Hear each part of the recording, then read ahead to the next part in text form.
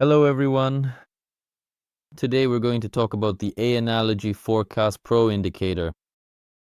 So what kind of indicator is this? So let's take a look at this.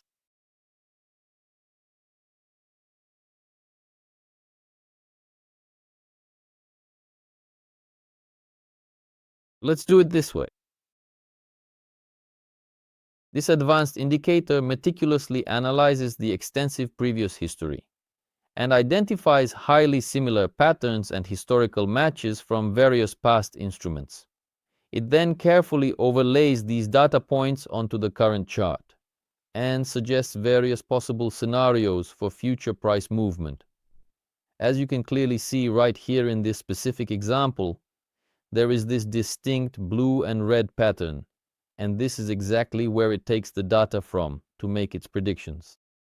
Basically, this is not exactly an indicator that predicts the future. Instead, it simply shows specific matches with various previous periods from a previous time interval.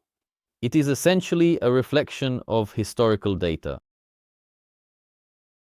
Therefore, you can't really build a trading strategy based on this indicator, but you should always understand the potential direction of movement.